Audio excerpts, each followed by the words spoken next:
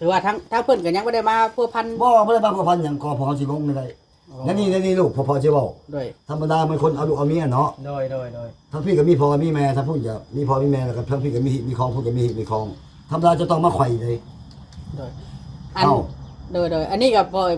มื้อวานนี่ค่อยไปจับเบิ่งแล้วเพิ่นว่ามื้อวันอาทิตย์เพิ่นว่าเพิ่นเช้าแล้วสิไปเว้ากันเพิ่นว่าเพิ่นว่าสิไปหาอยู่เฮ็ดตามฮีดของขอไว้ขอก็ได้ซื่อๆก็ได้เพิ่นว่าขอเพียงแต่บ่ให้ความกายอ้ายน้องขอเฮ็ด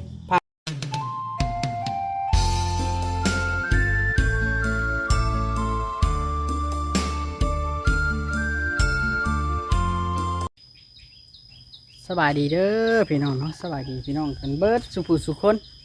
มัดสุหม่องสุบ้อนพี่น้องเนาะมื้อนี้อยู่กับเบาอลิพี่น้องมื้อนี้เบาอลิมาเฮือนน้องกระตุกพี่น้องที่ว่าเราเอาผัวแล้วอันแหละพี่น้องเนาะมาสัมภาษณ์เราแต่ว่าเอาผัวแต่น้อยนาลีนะผัวแล้วจักปีแล้วสิถามก่อนพี่น้องเนาะเพราะว่าบางคนก็เข้าใจผิดว่าคนเด็กน้อยเอากันที่จริงผู้หนึ่งน้อยผู้หนึ่งใหญ่พี่น้องไปเบิ่งน้ำกันพี่น้องอ๋อเพื่อนสบายดีน้องตุ๊กโอ้หัวคนมานั่งเฮียมันรู้มันเลย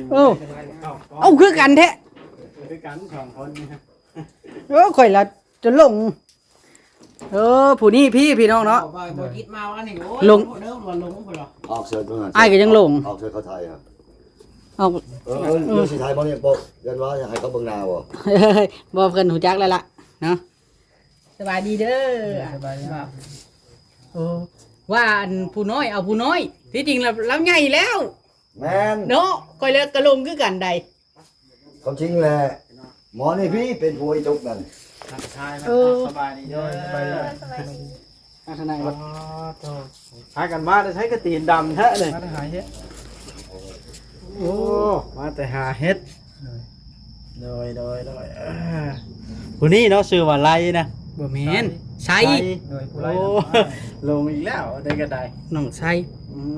ในเก็บได้บ่บ่ได้ไปอันฉีดหญ้าบ่มื้อนี้บ่บ่เพราะว่าย่านฝนตกน้ำอื่นไปพุ่นโอ้พี่น้องนี่ก็คือคู่ของน้องตุ๊กติ๊กตุ๊กชื่อ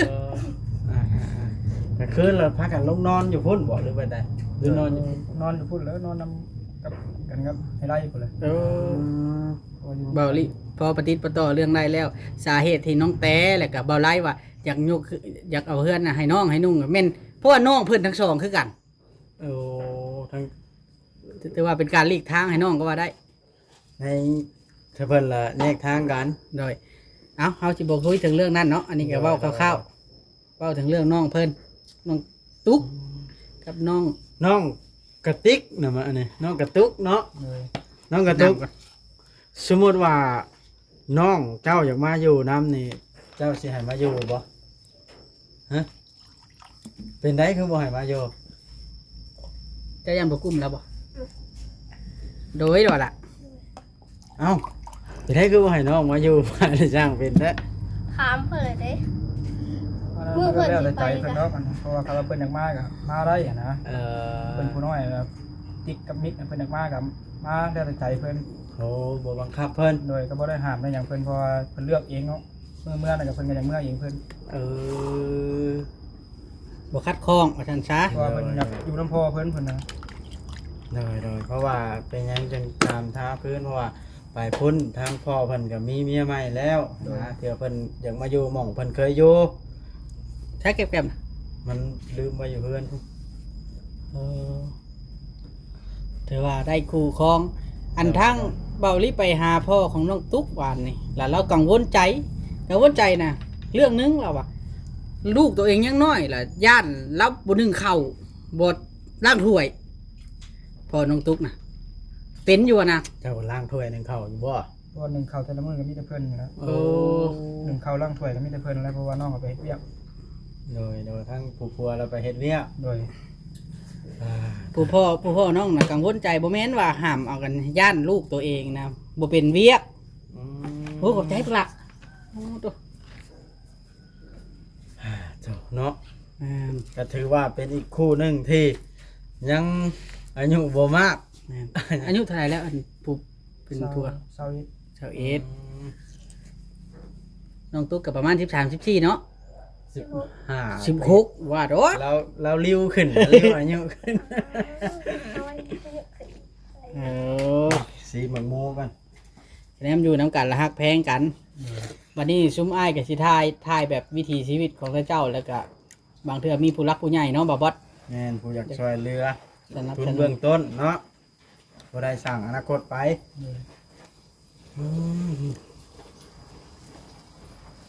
เอาไปว่าเอาอ้ายถามตรงๆเด้อมีแผนที่ไปขอน้องเพิ่นอยู่บ่ตามฮีตของ มีก็เป็นผู้ใหญ่ทั้งสองฝ่ายเพิ่นก็เว้ากันแล้ว โอ้ ตั้งแต่มื้อที่ว่ามาเคลียร์เรื่องให้กับพี่นางนั่นแหละ โดย ค่าชินชอนน้องตุ๊กหลายปานใดก็ ล้านหนึง โอ้ คือเอาแพงแท้ คือบ่ตามฮีต500,000ล้านหนึงแล้วแม่งัวตัวควายได้บาดนะ มัว10 โลก็พอแล้ว บ่ได้เอาเป็นตัวเนาะขอเพียงแต่ว่าให้เฮ็ดถูกตามฮีตของประเพณีเนาะ โดย แม้ว่าจำผีว่าง่ายๆครอบผีเพื่อให้ปู่ย่าตายายผู้ที่เพิ่นล่วงลับไปแล้วได้ทำฮู้ โดย แค่นั้นพอจิตใจสองท่านขอเพียงแต่ฮักกันโดย คันเอาอะไรไปเปิดกูที่เงินให้ น้องก็ทึกว่าเพิ่นบ่มีเงิน แม่น้องๆเพิ่นนี่มาอยู่น้ำเฉพาะถ้าแม่นี่นะเลี้ยงเอา แม่ แม่น เนาะ แม่นมาอยู่แต่น้อยพุ่น เพิ่นก็ แต่น้อยๆ แต่ในชุมพอนี่ เว้าง่ายๆจะซ้ำลูกสาวอีกพ่อเนาะ ทำลูกสาวพอนี่ เพราะว่าเพิ่นก็มาอยู่นี่แต่น้อย ลูกสาวเจ้าเพิ่นก็กำลังนำเลย บ่ต้องญาติว่าสิบ่แพงเนาะระดับลูกชาย ธรรม ผู้ ดา ชาย สา เพิ่ ด น ไป น่ะ เลย นี่ชุมพอบ่มีผู้หญิง ผู้ชายหมด7 คน เออ สิ เอา แพงสิไปใส่ ผู้ชายเบิด7คน หมด7 คน ธรรมดาสาดแล้วมันเปื้อนน่ะ จำลูกพ่อเขาแล้วบัดนี้ มันบ่มีผู้หญิงของพ่อเขาจะแพง ใช้น่ะมันไกลกันมัน อืม กว้างมุมกล้องบ่ถึงนี่ โอ้ก็เลยเว้ากันนะล้านหนึงทางใดเรียกร้องเอาล้านหนึงนะคดองนะหรือว่าตั้งกันเอง เนาะค่าได้อันนี้เลยบ่ชัวร์กันเลยนี่ เพราะว่าถามทุกเพิ่นก็ว่าเพิ่นเอาแต่ล้านหนึงมัน10 โลก็ได้ ว่าง่ายๆถ้าขอเพียงแต่มีเงินมาจำเข้าผีเนาะ โดย เรื่องกระดองกระแดงในบ่มีเป็นปัญหาดอกเนาะหลายคู่อยู่แบบนี้ก็ได้ ขอเพียงแต่จิตใจสองท่านฮักกัน เดี๋ยวนี้เขาถามเลยนี่แล้ว FC เขาสั่งให้มานี่เขาสนใจแบบไหน เขาจะว่าอยากช่วยเหลือน้องๆอะนะแบบว่าเขาให้ความสนใจหลายแบบว่าเขาสร้างครอบครัวใหม่เพื่อนไหนมาถามว่าสมมติน้องมาอยู่น้ำแบบนี้นะทางนี้ละคัดของนะได้บ่สมมติว่าน้องมาอยู่น้ำเพิ่นก็ว่าอยากส่งเสริมอะนะสมมติน้องอยู่น้ำแม่ไม่อยู่พ้นบ่ได้อะนะแบบนี้นะ ก็เคยมีกรณีมาแล้วเด้น่ะคืออัน มันแบบ คือน้องแต้ก็เอาน้องมาเลี้ยงอะนะ โดย ย้อนบ่ให้อยากให้อยู่น้ำพ่อนะเขาเจ้าเว้านะ ทางนั้นก็เอาแม่ไม้นะสมมติว่าน้องๆเคย เข้าใจแหละ เพราะว่าน้องๆน่ะเคยอยู่พี่แม่นหรือว่าพอสมมติว่าทางนั้น เอ้า ลำบากจิตใจ เดี๋ยวสิตอบลูกอันนี้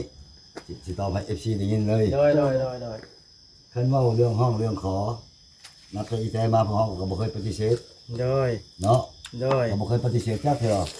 บัดนี้ตกมาฮอดจุดนี้อันนี้มันผ่านไปแล้วเนาะ โดย ผ่านไปแล้ว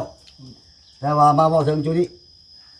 นี่เรื่องแต่งเรื่องห้องของพร้อมบ่ดีแต่ว่าอยากให้มีบทบันทึกได้ โดย เอาบทบันทึกสัญญาณได้สมมุติว่า อันนี้มันก็สำคับแต่งเนาะ โดย โอ้มัน กันห้องขอแล้วสันแจ้งแล้ว บัดนี้นะถ้าหมายเข้ามว่าคันว่าได้เฮ็ดไปทำไปมันต้องมีบทบันทึก ว่าในเมื่อการผิดพลาดอนาคตตัวหน้าพระสองบ่เห็นเนาะเบื้องหลังมันผ่านมาแล้ว โดย เบื้องหน้าไผบ่เห็นในเมื่อเป็นจังซั่นเนี่ยพวกเฮาก็จะให้มีทางนางทุกข์เป็นมีผู้ที่ไปนอนไหน แม่นแล้ว แม่นเราต้องมีผู้หักห้องต้องต้อนถ้าว่านางทุกข์นี่ไปบ่สร้างอย่างบ่งามอย่างทุกอย่างว่าคือกับสภาพนี่แหละ คือ ที่ ที่ กล่าว ผ่าน แถวไป มา จะเป็นไผเป็นผู้รับ ตามฮีตตามคลองเนาะ อย่าให้ทั้งนี้เป็นผู้เว้าว่าแม่นไผ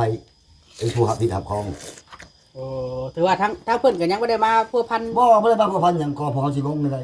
นั่นนี่ลูกพอจะบอก ด้วย ธรรมดามันคนเอาลูกเอาเมียเนาะ โดย ทั้งพี่ก็มีพ่อมีแม่ถ้าพูดจะมีพ่อมีแม่แล้วก็ทั้งพี่ก็มีครองพูดก็มีครองธรรมดาจะต้องมาไข่เลย ด้วยอัน เอ้า โดยอันนี้กับพอมือบ้านนี่คอยไปจับเบิ่งแล้วเพิ่นว่ามือวันอาทิตย์เพิ่นว่าเพิ่นเช้าแล้วสิไปเว้ากันเพิ่นว่า เออ เพิ่นว่าสิไปหาอยู่เฮ็ดตามฮีดของขอไว้ขอก็ได้ซื่อๆก็ได้เพิ่นว่าขอเพียงแต่บ่ให้ความกายอ้ายน้องเพราะว่าเฮ็ดผ่านมาแล้วมัน แล้วขอถามลูกอีกทีหนึงมันไผเป็นผัวบอกแบบนี้ พ่อเพิ่น พ่อบอก ด้วย โอ้ โอ้แสดงว่าบ่ได้เบิ่งคลิปบ่ บ่ได้เพิ่ง บ่ อ๋อโดย พ่อเพิ่น หมายเขามว่าพวกเขานี่บอกกันแจ้งเราพอสนใจอยู่พอก็คัดบ่คัด ด้วย แต่ดีกว่าดีบ่ดีกว่าคือลูกผ่านมาเนาะ ด้วย เอาคนอื่นผลมันมาเป็นหลักเนาะ โดย แต่ว่าเอากระบติมาคือจะคักแล้วเพราะว่าคือตั้งแต่พวกบอกกันแล้วกับอันเอื้อยของแม่อีนี่เวลาเราตายปุ๊บเนาะ ด้วย มาหาพวกเขาพอกับว่ากันได้บ่ได้ว่าได้ว่ากันว่าเดี๋ยวนี้เรื่องตกเรื่องแต่งชีวากันในเราเลยโอ้ยเราว่าคนมาฮับเราว่าคนมาฮับได้เขาเอาบัวควายมีควายรถแต่อันนี้ก็คือกันถ้าว่าจะต้องจอยฮับจะคิดได้คิดจะต้องจอยว่าว่าแล้วไปมันบ่แม่นได้ ด้วย เห็นบ่ถึงสัญญาไปบ่สร้างยางบางคำคอยกีบเอากีบได้ ต้อง เอ้า เฮ็ดตามประเพณีแล้วก็ อ๋อ ฮีดของบ้านเมืองนะบาดนี่เนาะ โอ้ สมมติว่าเว้าแจ้งๆเนาะผู้เมียไปบ่งาม โอ้ หรือว่าผู้ผัวไปบ่งามต้องเอาผิดกันได้ แน่ ก็คือว่าง่ายๆซะทั้งถ้าพ่อนี่บ่คัดข้องเรื่องการไปสู้ไปขอ แต่ว่าให้ต้องมีบทบันทึกและลายลักษณ์อักษร บ่แม่นได้ว่าคือเว้า อำนาจการปกครอง เขาบอกเป่าแล้วคนบ่ฮับ ที่เคยผ่านมา โอ้ ถือว่าทั้งนี้ก็พร้อมพี่น้อง เออ เนาะ เพราะบ่คัดจักอย่างแต่ว่าขอถ้ามีบทบันทึกขึ้นว่าปากเป่าคือผ่านมานี่เพิ่นบอกผู้นี้เว้าคอยเบาคอยบ่รับ ทางนั้นก็ต้องมีอ้ายมีน้องเนาะ เจ้าก็ต้องมาไขว่ตาพี่ตามคลองนี่น้องเอ้ยคอยมาหาเจ้านี่คอยมาไขว่ได้เรื่องนิดหน่อยเอากันนี่เรื่องนั้นอันนี้ เว้าง่ายๆ เนี่ยก็มาล้มกันบัดนี้เรื่องเขาเรื่องออกเรื่องน้อยเรื่องไรเฮาก็ล้มกันมันถูกต้อง ถือว่า คนนี่บ่มีไผเกิดจากกระบอกไม้ไผ่ดอกเนาะ แม่น ต้องมีพ่อมีแม่มี แม่ พี่ น มีน้องโดย มันเป็นซั่น คือว่าพ่อนี่เพิ่นพร้อมว่าซั่นจ้ะ บัดนี้นี่คันว่าสิเว้าเนาะเว้าตาพี่ตามคลองเนาะคือตาจอยบ่มีสิทธิ์เว้า ต้องอ้ายต้องน้องเขาผู้ใหญ่เนาะ เอาชีวิตจอยยังตาจอยเป็นเคยไผบ่เว้าได้ฮิตของต้องเป็นในดอกกรุง โด ตาจอยเป็นเคยได้อันนี้ขอโทษจำลูกจำเต้าได้ยกตัวอย่างสุภาพ ต้องลุงตาเนาะ แน่ตาจอยจะไปเว้าโอ้ยเว้าบ่ได้ตามพอคิดต้องเป็นในดอกกรุงพุ่นมาหาบอกโอ้ยนี่น้องเอ้ยนี่เห็นได้เด็กน้อยนี่10ชั่วเช้าดีก็คันว่าเขาเอากันแบบนี้แล้วก็จะให้ได้อันนั้นอันนี้น้อยยกตัวอย่างว่าซั่นซะมันถูกต้องตาจอยเป็นเคยได้เป็นผู้อื่นได้ แหม่ เอาเมียใหม่เป็นคนอื่นได้พออยู่พอแต่ว่าแน่ พ่อก็ได้แต่นั่งพังหั่นแหละเนาะ ยกตัวอย่างว่า ยกตัวอย่างแบบนี้เนาะ โดย ลูกมีลูกสาวเนาะ แม่น ผู้บ่าวมาขอนี่ลูกเว้าบ่ได้แม่นบ่แล้วก็แม่นลูกตาพาเขาพุ่นเป็นผู้เว้าลูกเขาอยู่แต่หลานเขา ให้ลุงตาเพิ่น เว้าได้บ่แม่นพอสิว่าเว้าบ่ได้เจ้าเป็นเคย อันนี้คันว่าไอ้ลมกันเล่นเนาะลูกเนาะเอาเพิ่นไปเล่นเนาะขอโทษนะ เอาเพิ่นตามผิดของ เนาะ เนาะ พี่ของมัน โดย อันนี้คือกัน แต่ว่าให้คิดนำกัน แต่ว่าเนื้อใดก็อยากให้มันถูกต้องตามผิดของนะผู้นี่เนาะ แม่น เพราะว่าที่ผ่านมามันก็เคยเห็นแล้วบทเรี เพ ยน ราะว่าพ่อก็บ่ได้เอาดอกแต่ว่าสิเก็บเอามาแหละมาอยู่แบบเวลานี่พ่อก็จะให้คือยกตัวอย่างว่าอยากให้ทั้งพี่ก็ได้ฮีดอำนาจกับของเขาก็ดีแม่นแล้วว่าไปนั่งหน้าผากกลางโอ้ยมันมาที่นี่เดือนนั้นได้ถ้ามันใช้กันนั่งทุกข์ได้เอากันได้นี่แต่ว่าเรื่องนี้นะพอว่าจะแจ้งเสร็จแต่ว่าเขาบ่เว้าเรื่องก็พอยังเสร็จอยู่ยังจังว่าเฮ็ดมันยากผ่านมาถ้าตีมีบอยผิดพลาดก็ขึ้นมาเท่าแก่เขาบ่อยากมานั่งให้ในบ้านเขาเพราะฉะนั้นคนมูได้เอามื้อใดตายเจ้า ไปชวนเขาว่าไปยังเขาสิ เอา ว่า ใช้หลักฐานไปเอาผู้ว่านั่งนี่กับเท่าจะเอากันยังว่าพอยังว่าวันนำเท่า มั ใช้ นเล ว่าย เอาผิดไผบ่ได้ อ๋ เนาะ อันนี้เขาจะอ้างเงินนี่เอาผู้ชาวพันเด้อเท่าแก่เพื่อนผู้นี้เท่าเด้อน้าเท่านั้นนั่งกันเอากันได้มื้อนั้นมื้อนี้ได้มื้อนั้นมื้อนั้นอย่าเว้าได้ว่าบ่ฮับบ่ฮู้บ่ได้ดี ก็ ที่ของน่ะมันเว้าไปนั้น แบบนั้นที่ว่าเพิ่นเอาคันคอไปให้อ้ายให้น้องผู้เล็กผู้น้อยเนาะแบบข้าวกัน แม่น บ่เขาแล้วนำจากเงินคันขอดิ ผิด เลย เงินคันขอเขาก็มีเงินลุงตาเนาะเงินเท่าแก่เงินขับรถบันทึกผู้เท่าแก่ได้เท่าใดลุงตานี่เอาให้เท่าใดเขาจะแบ่งไปเรื่องเขาเรื่องลุงตาเนาะ เลย เรื่องเขาเรื่องแกมีจะคนเขาก็เข้ากันนะเอา แต่ว่าเวลาคอยผิดพลาดมาคอยก็ไปหาเจ้าโอ้ยไปเด็กๆหน่อยผิดเร็วกันเลยเชิญได้เท่าแกได้ไปนั่งเป็นหมู่ประธานเบิ่งนำกันได้มันสิแล้วสิทั่วผู้ที่ก็มอบให้เท่าให้แก ว่าหำหูแล้วเด้เนาะ บ่อยบางคนนี่เอามาแล้วความรู้จักได้ยังไงให้ความพูดกับเขาเอากันโอ้ตาย วันนี้เราอยากเฮ็ดให้มันถูกต้องเนาะก็ได้ อันนี้ในจังหวัดตั้งแต่เดี๋ยวนี้ว่าชูลูกฟังเลยก็จะลูกมาสัมภาษณ์เลยเดี๋ยวนี้ตั้งแต่เดี๋ยวนี้ในบ้านก็ถึกเดี๋ยวนี้เนาะแต่ว่าเรื่องบางไรครับอีแต่นี่แล้ว แล้ว ความเขาอกเข้าใจก่อนด้วยความพอใจมาสองคำสองไฟ แม่นถือว่ามันจบแล้ว ตั้งแต่นี้เดี๋ยวนี้เขาจะได้หมูตัวหนึ่งกับเงิน500,000เขาแกเขาเอา โอ้ เขาบ่จักว่าเอากัน บาดนี้ฮู้มันถึกได้ถึกบนไหนปึ๊บตั้งแต่มาเอาปึ๊บกับมอไรนี่ฮุบกันมาอยู่บ้านนี่ปึ๊บนี่พ่อก็ไปว่าโลดเดี๋ยวนี้มอไรกับเมียนั่นมาอยู่พี่แต่วันนี้คิดถึงของเขาก็บ่เกี่ยวกันดอก โดย แต่เขาจะว่านั่งแต่นี่มาโลดอีพ่อเว้ยเจ้ากับเด็กน้อยเนาะมันก็หลายแน่มันก็ยุ่งแน่เด็กน้อยมาลุงพุ่งพัวมานำ ลุงตุ้งนั่ง เออ ตอนนั้นเนาะ พอก็เลยยกขันเนาะย่อขันสิเขาใส่แกใส่อำนาจการปกครองขอผากขอเน็ตนิดหน่อยขอเป็นผาดเป็นแพรเด้อไม่ให้สักรักคุณจะมาลงโคโทเลขขึ้นที่พี่ไหนบาชิได้ตั้งแต่ไปรถไปบ่บอกเขามันมีระเบียบเนาะในการเข้ากันออกเจ้าเข้ามานี่เงิน100,000ไก่ตัวหนึงไก่2 ตัว โดย เจ้าออกไผกระยา500,000หมูตัวหนึ่ง ต้องได้แจ้งออก ใครว่าเจ้าไปลาเขาข้างในในแม้เจ้าไปอันนี้เจ้าบ่มาฮอดพี่ซ้ํพุ่นว่ากับผัวอยู่พุ่นกับเมื่อเลยลงแงวพุ่นมาแต่สวรรค์ลงแงวเลยพ่อแม่อยู่พี่เป็นยังเจ้าจะบอกมาบอกมาขอบแน่หรือว่าในบ้านมาละโอ้ยพอเอ้ยลุงเอ้ยนี่เฮาเฮ็ดได้มันบ่ถือบ่ต้องกันแล้วก็มาลาพ่อลาแม่เลยสิได้กลับลบเราตามคืนเมื่ออยู่พุ่นได้แน่ วันนี้มาเป็นลูกเพิ่นแล้วไปเลยเนาะ แต่ที่นี่ถ้าว่ามีเวลามาเนาะในบ้านกันในบ้านเขาเคลียร์กันเลยเดี๋ยวนี้ โดย เขาว่าน้ำแต่บ่ทันเป็นเมืองอุทุพรเป็นเมืองไซบุรีเดี๋ยวนี้ ยังว่าอยู่พี่อยู่ เขาว่าแล้วเขาเซ็นออกแล้วเนาะเสียเงินเด้ โอ้ถือว่า นี่จะทับตาปุ๊บนี่ น้อง เซ็น แต่นี่มาขึ้นชมโนอยู่พี่ แม่ แล้ว เขาฮู้แล้วว่าจำนวนพุ่นพี่มันลดพี่ลดอยู่บ้านดงแงวมาขึ้นอยู่พี่มาเพิ่มพี่ แต่ว่าคนมันอยู่พ้น เขาเซ็นออกแล้วนี่เมื่อเจ้าครับเมื่อสินี่เขาอะไรจะมาบรรยายพี่คือเขาเบื่อ บัดเจ้าอยากเฮ็ดนั่นเฮ็ดนี่เด้อเนาะ เนาะ ต้องได้มาขอใบอนุญาตจากพี่เด้ อันนั้นแหละ เซ็นนั่นนี่ เสร็จบัตรไปกรุงเทพแบบนี้เนาะ เฮ็ดยังไม่เฮ็ดได้เฮ็ดงานแล้วเซ็นนั้นเซ็นนี้แล้ว ครบแล้ว มาเข้าโรงงานเขาก็ต้องการ โดย ที่มาที่ไป เนาะ เนาะ ว่าจะยืนที่อยู่คือกัน อืม และในนั้นและที่นี่เลยพวกเขาเนี่ยมันบ่ยากเนาะเพื่อว่าจะให้มันแล้วมาให้มันชัวร์พวกเขารับเสียเองเว้าแล้วมื้อเช้านี่เฒ่าแก่เอ้ยเขานี่ไป โอ้ถ้าเจ้าเป็นผู้รับเชียร์แทน บ่ให้เขาเสียเนี่ยมันยากใจสิรับเสียเลยเพื่อให้มันแล้วมันชัวร์แต่ว่าเรื่องนั้นแต่อยู่พุ่นนี่เขาบ่เกี่ยวได้ เราจะไปทางใดก็ไปบัด บ่ นี้ เกี่ยวบ่เกี่ยวบ่เรื่องไปบ่เรื่องหน้าที่เรียกงานเขาสิใช้สิแต่งเขาสิเอาเขาอยู่กับความรับผิดชอบเขาก็เรื่องแต่ เพียงแต่ว่าเจ้าจำตาออกจากอยู่พี่แล้ว เขาชุดแรกได้บ้านเขาพวกเขาก็จะมอบกันได้บ้านปีก็ดีได้พวกเจ้าเซ็นได้ก็เฮ็ดพวกเจ้าเซ็นออกแล้ว คนพวกเจ้าเมื่อนี้พวกเจ้านำใช้อยู่แล้วเขาพวกเจ้าตัวนี้มันถือตัวนี้ แต่ว่าผู้นี้นี่ยังอยู่พี่เนาะ แม่นผู้นี้พวกเขาหับยังอยู่ในอ้อมอกอ้อมแขนของพวกเขา แต่ว่าผู้น้อยสองท่านน้อยๆนั่นเลยอยู่พ้นเนาะ บ่ครับ สมมุติสิมาก็บ่เอา บ่ ว่านี่เนาะ บ่ โอ้ ผ่านมานี่มันทำคุณได้โทษเลยลูกไม่พอเว้าได้ โดย แม่นอยู่มาอยู่ในคำบอกไรพอเรื่องเขาต้มขนมเช็ดไข่ในน้ำพอเบิ่งเนาะ โดย เนี่ยมันเลี้ยงมาใหญ่มาบ่มีคุณ ว่าง่ายๆซะแบบเห็นคนในแคมทางบาดเจ็บไปโจมขึ้นแล้วเขาเอาพิษเฮาน่ะเนาะ แน่แม่นนั่นแหละ บบนั้น ตาจอยใส่เขาบอกเรื่องตาจอยเนาะอีตุกก็อยู่นี่เหมือนเราเลยนี่ใส่มาเยี่ยมยามลูกมาเบิ่งมาคอยพุ่นไปเอาเมียพุ่น โดย เจ็บไข้ในหนาวเขาต้มขนมอยู่นี่บ่มีหยังยามลูกร้านหิวข้าวหิวน้ำเอาไปส่งให้ไปยืนให้บางทีมันก็ลงมาพี่มันก็ถือคือพ่อคือแม่มันนี่ ก็คือแจ้ง FC เลยว่าจบเนาะสมมุติสองน้อยเราจะมาอยู่ในท่า บ่ มาอ เลย ยู่อะไรเนี่ยบ่ฮับ ถ้า เนาะ สิหับบักไส้หับบ่จะทำครับเบิ่ง ถ้ามาเล่นนี่ได้เนาะ ได้ มาดินได้ น้องนุ่งมาลินน่ะได้อยู่ ว่าสิมาดำรงชีวิตอยู่พี่นี่แปลว่า คือแต่ก่อน ขึ้นทะเบียนอยู่พี่นี่พร้อมหับได้บ่ปฏิเสธว่ามาย้ำเอ้ยก็บ่ให้มาบ่แม่นอันนี้เว้าเรื่องระเบียบราชการมัน ลาบแล้วคันเอามาอยู่ รับแล้ว ว่าผู้ชายเนาะความบ่ดีเนาะลูกเนาะ โดย คนมาอยู่พี่มาตายเส้นอยู่พี่จะว่าความชั่วบ่ดี เว้า เออ เว้าพื้นทางบ่ดี เออ เนาะ ทางบ่ดีอย่าเสียควายได้ เอาค บ้าน น ที่เขากินควายได้ โดย แน่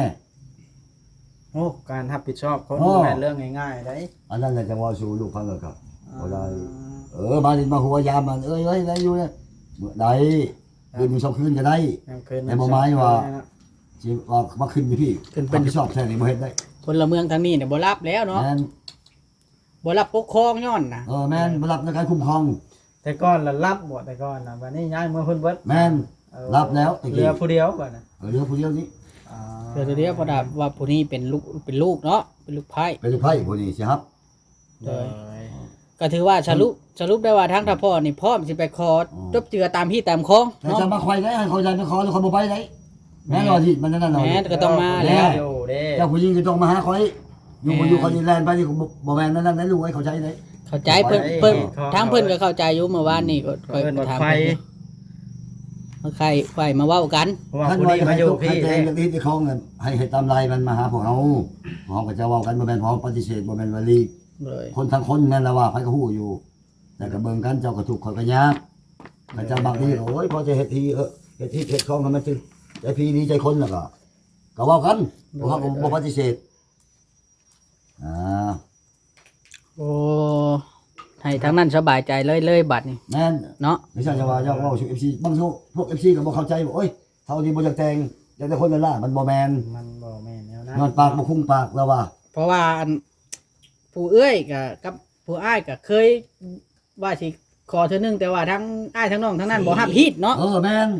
อันนี้ก็ต้องให้ความเป็นธรรมของเฉพาะเพิ่นได้ แม่นแล้ว FC เพิ่นบางคนเพิ่นยังบ่เข้าใจว่าเบาไล่เนี่ยเอาชื่อๆ มัน แต่ บ่ ว่า แม่น บางคนบัดเข้าใจว่า โอ้บ้านนี่อยากได้ลูกไผ่พี่ๆเนาะบ่แม่นแนวนั้นเนาะ เนี่ยแท้ป้าของอีน้องกงนี่ถามมันโลดดิมานี่คู่มือบ่ทันมาแย่ครับบ่ได้เราบ่กล้าฮับ โดย เราบ่กล้าฮับพี่ฮับของ บ่มั่นใจคนของเราเอง แน่เราจนเล่าเลยนะเรามาถามเราก็ได้ไปถามในสภาพนี้ก็ได้เราจนโอ้ยมาแล้วให้เขาเอาพวกควายเมียควายซะเราจนว่าบ่แม่นพร้อมบ่จะแจ้งได้ พอเข้าใจแล้วพอบัด แม่น บัด FP นี้ ก็ นี่อันผู้ชูผู้ชนผู้แย่เนี่ยเป็นคนอื่นผู้เป็นผู้แย่ตะจอยนี่เนาะ โดย แล้วก็อันนั้นพอจังว่าไผหับกระยาพวกเขาบ่ตีแต่ว่าให้มีบทบันทึกได้ มี พวกเขานี่รับเสียบทบันทึกเขาบ่ดีเรื่องระเบียบหลักการเขาบ่ดีอ๋อ มีแต่ว่า FC ผู้ที่อยากให้น้องนุ่งมาอยู่น้ำอยู่พี่ก็หายของใจแล้วบ่ฮับเนาะ บ่ฮับไปยัง เพราะว่าทางอันน้องไซนี่ก็ยังอยู่น้ำทัพพ่อน้องตุ๊กก็ยังอยู่กับทัพพ่อเป็นผู้ปกครองถ้าในอนาคตแบบ2คนสร้างครอบครัวถือว่าออกแต่เพิ่นว่าซั่นซะสมมุติว่าอยากเอาน้องมาอยู่นํกับบ่คันดอกตัวน่ะเนาะแบบคันกุ้มกันอีหลีแล้วหั่นนะ แล้วมื้อหน้ามื้อไหนว่าบ่ถึก แม่ว่าทั้งนี้เป็นครอบเป็นครัวออกสมุโนเองหั่นนะเนาะ โอ้ เรา สมุโน ลองฮับว่าเป็นคนของเขาแล้วเขาฮับก็บ่ว่ากันเนาะ อั ว่าถึ น งแม้ นี้ อนาคตนะ เบื้องหน้าซะเป้าไว้เบื้องหน้ามันว่าให้บ่ถึก โดยแต่ว่าตอนนี้ล่ะ เพราะว่าเด็กน้อยเข้ามานี่เขาถือปูยามีเขาก็กินมากินอยู่พี่แล้ว เขาว่าเพื่อนตัวเองนะเนาะเคยอยู่เด้ คืออีนิกก็มันเมื่อก็พ่อคิดฮอดสิกันมันบ่คิดฮอดได้คือฮอดบ่ได้ฮอดบ่ว่ามาเบิ่งชีวิตกันเป็นอยู่เขาเนาะ โดย พ่อก็ไปเอาเมียใหม่ไปซ้ำตายครึ่งนึงแล้ว โดย แม่ก็ตายแล้ว โดย ถ้าพวกเฮาบ่เบิ่งสิแย่งไผ จักเขาสิอยู่จังได๋อย่างว่าเด็กน้อยอย่างนั้นก็ได้ไป เอาก็คิดนำกันลูก งามนั่นแล้วจังว่าเขามาถามเบิ่งสมมุติว่าน้องๆสองท่านนั้นน่ะอยู่บ่ได้อยากมาอยู่พี่แล้วสิเฮ็ดจังได๋ก็คือได้คำตอบจากพ่อแล้วเนาะ เมื่อเช้านี้พ่อถือขันไปยอมเฒ่ายอมแก่เรื่องอีแตนี่พวกเฮาเลยว่าบ่ให้ยากบ่ได้ก็ว่าบ่ยากเฮาชับเองเฮาชักกระเทินมันไปแหละเนาะการสิตั้งเขาพัวพันกันแล้วอยู่พุ่น โดย ระหว่างในบ้านกับในบ้านทัน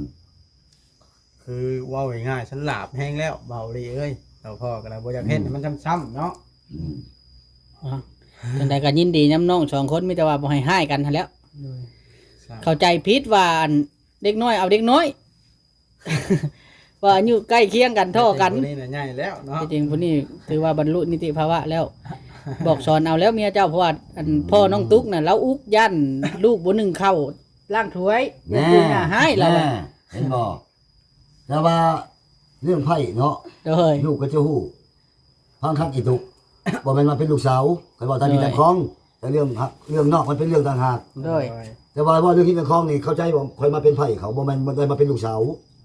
โดย ต้องเฮ็ดต้องสร้างอันใดเฮาสิได้ดีสิมีอยู่มีกิน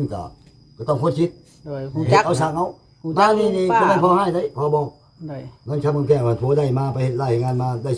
200,000หักไว้ซะ100,000สิกิน ฮู้จักเก็บ มื้ ฮู้ อ จัก นี้ กรรม ได้อีก200,000เอามาหักไว้ เพื่อว่าเจ็บไข้มันบ่บอกเขาว่ามื้อใดมันสิเกิดขึ้นเจ็บท้องเจ็บไส้มันบ่บอก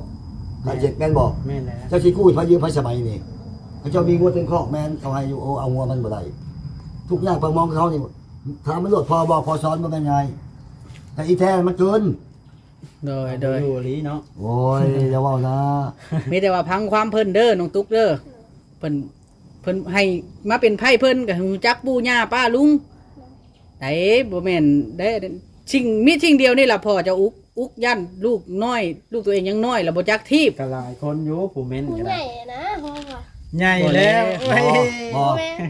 เนาะ เพื่อน ถ้าจอยแล้วก็คิดผิด อ่า บอกเป็นหยังบ่มีไผสิฆ่าคนบ่มีไผตีคน แต่แน่นอนมายุ่งเขากันว่าไปบ่สร้างหยังมาก็ให้เขาก็ต้องเว้าอยู่ในไผด้วยกันอยู่ทั้งแม่พวกลูกคือกัน แม่ ถ้ามื้อนั่งกินนอนกินนี่ว่าเฮ้ย มันก็บ่ถึงแล้ว เอา เนาะ กันแม่นบ่แต่บ่หมายว่าจนว่าล้นบาเลยแฮงจนว่ามันก็บ่มีดอก ได้ เขาก็คิดเห็นกันว่าพ่อแม่เขาบ่มีนี่คำพาคำพลอยนี่เขาก็คิดคือกัน มีแต่ว่าโทรศัพท์กับ่ลิ้นกระดักกระรอให้ลิ้นเป็นเวลาเด้อนางทุกเด้อเป็นได้ FC เพิ่นคอมเมนต์ว่าเห็นยามใดจับลิ้นแต่โทรศัพท์บ่ได้ไหนแบบ แม่น หลายคนได้ทวงตักเตือนเข้ามานะ บ่แม่นแต่พ่อบอกได้ไหนลูกเอ้ย หลาย ข ค อน ยาเราเสร็จมาเลยก็เลยขอไปพัง ก็อันนั้นแล้วเว้าไว้เนาะ เอ เหตุการณ์มัน ยัง เกิด ให้ ขึ้น เป็นเวียกเพิ่นบอกนั่นบ่แม่นว่ามาให้เบิ่งบ่บ่แม่น แม่นว่าบ่ให้จับให้บายจักดี ลิ้นจนบ่มีเวลาหยุดเวลาเช้านี่ก็บ่โยมมันก็ผิดเนาะ มันก็บ่ถือแล้วฮอดเวลาหนึ่งเข้าแล้วยังติ้งเห็นเวลาล้างถ้วยแล้วก็ยังบ่ใส่ใจมันก็บ่ได้แล้ว เอ้าถือว่าได้ทำฮู้แล้วก็ทั้งพ่อจ้อยก็คือสิสบายใจแล้วเพิ่นว่าย่านทั้งนี้อันบ่รับกันสิให้ไปมาห้องมาขอเพิ่นว่าก็ให้สบายใจกันทั้งสองฝ่ายบัดนี้เนาะ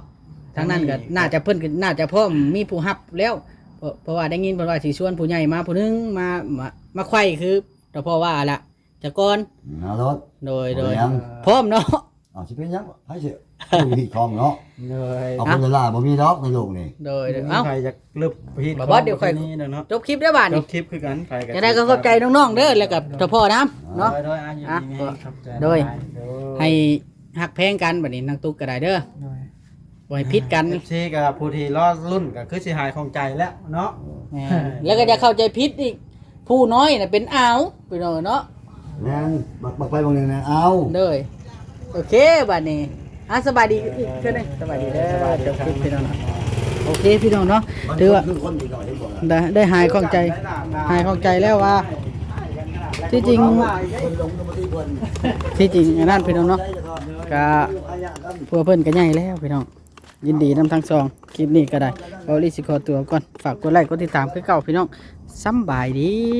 ร